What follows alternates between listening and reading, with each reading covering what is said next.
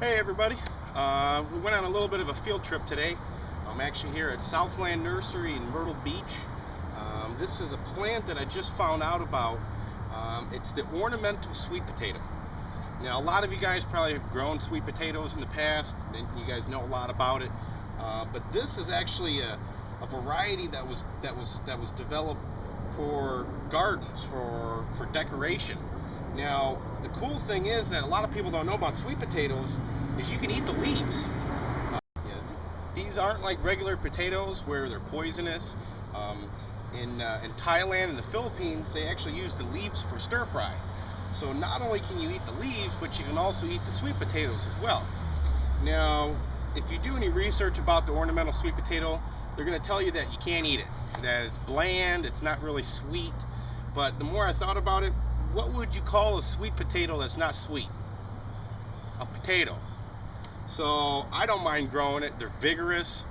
You can actually just take some cuttings off of here and pull the bottom leaves off, stick that right in the ground, and a whole new plant will start growing.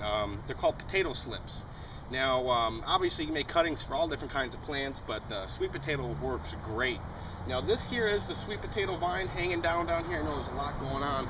There's a little bit more over here, and I'm going to show you some more varieties that they have here at Southland. Now this is a chartreuse variety or green variety of sweet potato, ornamental sweet potato. It's actually called Marguerite. Now recently there's been new variations. These vines right here are invasive. They'll take over your whole garden if you're not careful. So what they actually did is they went in and somehow genetically modified them and made them more bushy and smaller. Now Marguerite and Blackie are the last one that I showed you. These were the original varieties. These aren't genetically modified. They're actually natural.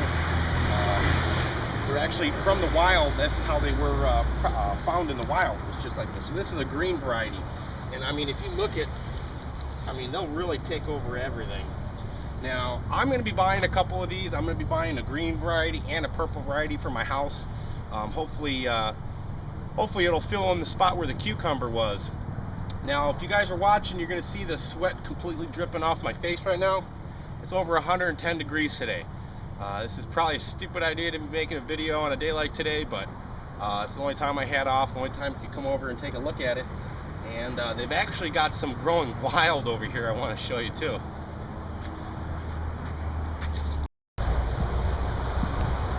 Now this here is actually where they do their composting. Whenever they trim a bunch of leaves back, and they actually come back here and throw it in their compost pile.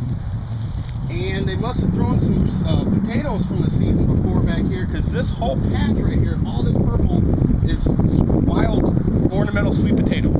It's just growing all over the place right here. And like I said, if you're not careful, it can take over your garden. But the best part about this is if you're into permaculture, if you have a big yard full of stuff, you're trying to battle this heat that we're having right now, this 100-degree weather, there is nothing better than using sweet potato as a living mulch.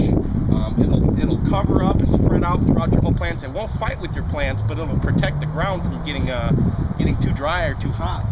And not to mention, you can eat the leaves and you can eat the roots. They're sweet potatoes.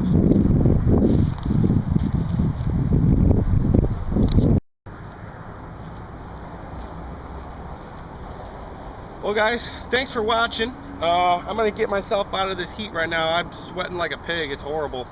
But this is the sweet potato, the ornamental sweet potato. Mainly the black variety, it's called Blackie. The green variety is called Marguerite. So if you guys don't have it, it makes a great addition. Go ahead and go out and buy them.